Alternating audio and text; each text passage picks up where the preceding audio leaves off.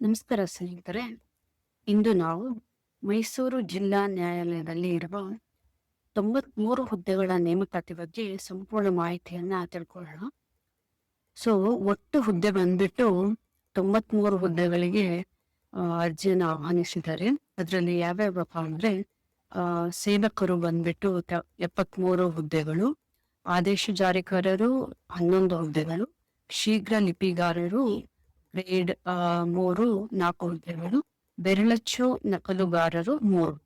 So ಅರ್ಹತೆ ಏನಿರ್ಬೇಕು ಅಂತ ತಿಳ್ಕೊಳ್ಳೋಣ.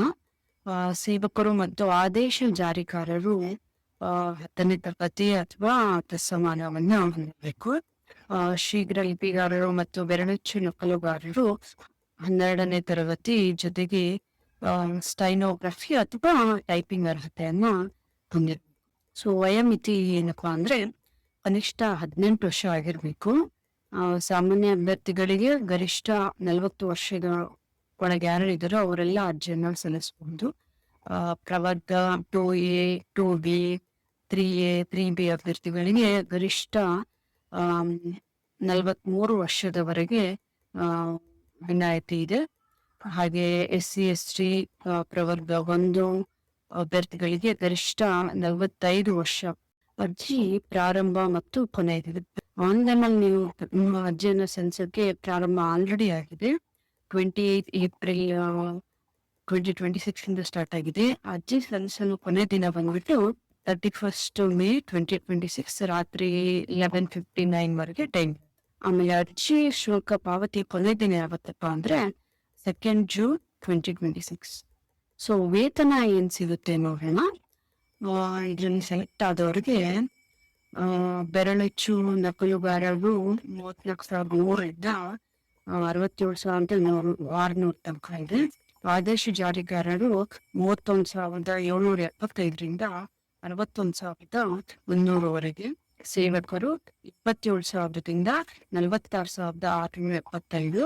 ಶೀಘ್ರ ಲಿಪಿಗಾರರು ಗ್ರೇಡ್ 3 44,425 83,700. ಓಕೆ, ಅರ್ಜಿಯನ್ನ ಹೇಗ್ ಭರ್ತಿ ಮಾಡ್ಬೇಕು ಮತ್ತೆ ಅದಕ್ಕೆ ಅವಶ್ಯಕವಾಗಿರುವ ಡಾಕ್ಯುಮೆಂಟ್ ಅಂತ ನೋಡ್ಕೊಂಡು.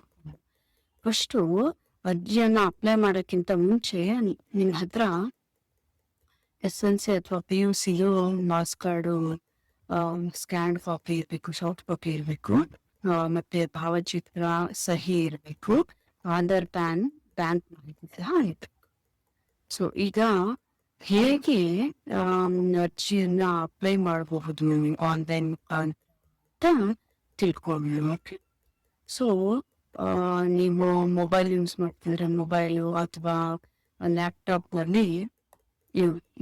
ಯೂಸ್ ಮಾಡ್ತಿದ್ರೆ ಅದರಲ್ಲಿ ಸರ್ಚ್ ಇಂಜಿನ್ ಅಲ್ಲಿ mysore.dcourts.gov.in ಅಥವಾ ಮೈಸೂರು ಜಿಲ್ಲಾ ನ್ಯಾಯಾಲಯ ನೇಮಕಾತಿ 2026 ಅಂತ ಹುಡುಕಿ. ಅಲ್ಲಿ ನೀವು ಆನ್ಲೈನ್ ರಿಕ್ರೂಟ್ಮೆಂಟ್ ಅಥವಾ ನೇಮಕಾತಿ 2026 ಅರ್ಜಿ ಸಲ್ಲಿಸಿ ಅಂತ ಲಿಂಕ್ ನೋಡ್ತೀರಿ, ಅದ್ರ ಮೇಲೆ ಶಿಫ್ಟ್ ಮಾಡಬೇಕು. ಅಂತ ಸೆಕೆಂಡ್ ಅಲ್ಲಿ ಏನ್ ಮಾಡ್ತೀರಾ ಅಂತ ಅಂದ್ರೆ ನೀವು ರಿಜಿಸ್ಟ್ರೇಷನ್ ಅಂತ ಇದೆಯಲ್ಲ ಅಲ್ಲಿ ಕ್ಲಿಕ್ ಮಾಡ್ಬೇಕು.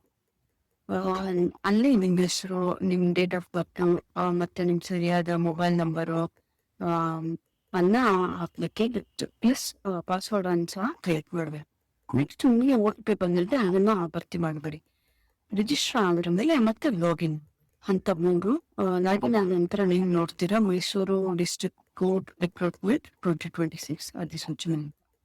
ಅದ್ರ ಕೆಳಗಡೆ ಏನಪ್ಪಾ ಅಂದ್ರೆ ಅಪ್ಲೈ ನ್ಯೂ ಅಥವಾ ಈ ಅಪ್ಲಿಕೇಶನ್ ಅಂತ ಬಟನ್ ಇರುತ್ತೆ, ಅದ್ರ ಮೇಲೆ ಚೆಕ್ ಮಾಡ್ಬೇಕು ಅಂತ.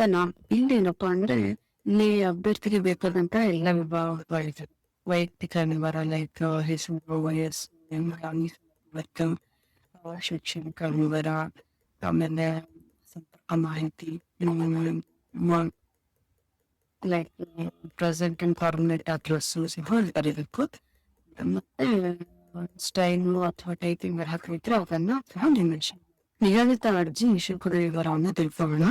ಇಲ್ಲಿ ಶೀಘ್ರ ಲಿಪಿಗಾರ, ಬೆರಳಚ್ಚು ನಕಲುಗಾರ, ಆದೇಶ ಜಾರಿಕಾರ ಇಂಥ ಪೋಸ್ಟ್ಗೆ ಸಾಮಾನ್ಯ ವರ್ಗದ ಅಭ್ಯರ್ಥಿಗಳಿಗೆ 300 ರೂಪಾಯಿ ಇರುತ್ತೆ.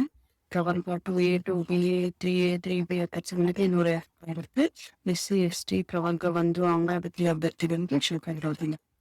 ಸೇವಕರು ಸಾಮಾನ್ಯ ವರ್ಗದ ಅಭ್ಯರ್ಥಿಗಳಿಗೆ 200 ರೂಪಾಯಿ ಇರುತ್ತೆ. ಪ್ರವರ್ಗ 2A 2B 3A 3B ಅಭ್ಯರ್ಥಿಗಳಿಗೆ 100 ರೂಪಾಯಿ ಇರುತ್ತೆ.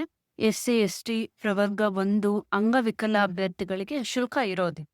ಶುಲ್ಕವನ್ನು ಪಾವತಿಸುವುದು ಅಭ್ಯರ್ಥಿಗಳು ಏನಪ್ಪಾ ಅಂದ್ರೆ ಆನ್ಲೈನಲ್ಲಿ ಡೆಬಿಟ್ ಕಾರ್ಡ್ ಅಥವಾ ಕ್ರೆಡಿಟ್ ಕಾರ್ಡ್ ನೆಟ್ ಬ್ಯಾಂಕಿಂಗ್ ಮುಖಾಂತರ ಶುಲ್ಕ ಪಾವತಿಸಬಹುದು, ಅಥವಾ ನ್ಯಾಯಾಲಯದ ವೆಬ್ಸೈಟ್ ನಿಂದ ಚೆನ್ನಾಗಿ ಪ್ರಿಂಟ್ ತಗೋಬಹುದು. SBI ಬ್ಯಾಂಕಿನ ಯಾವುದೇ ಶಾಖೆಯಲ್ಲಿ ಶುಲ್ಕವನ್ನು ಪಾವತಿಸಬಹುದು. ಇಷ್ಟು ಇನ್ಫಾರ್ಮೇಶನ್ ಇದ್ರ ರಿಲೇಟೆಡ್. ನಿಮಗೆ ಈ ಇನ್ಫಾರ್ಮೇಶನ್ ಇಷ್ಟ ಆಗಿದ್ರೆ ದಯವಿಟ್ಟು ಕಾಮೆಂಟ್ ಮಾಡಿ, ಲೈಕ್ ಮಾಡಿ, ಶೇರ್ ಮಾಡಿ, ಸಬ್ಸ್ಕ್ರೈಬ್ ಮಾಡಿ. Thank you.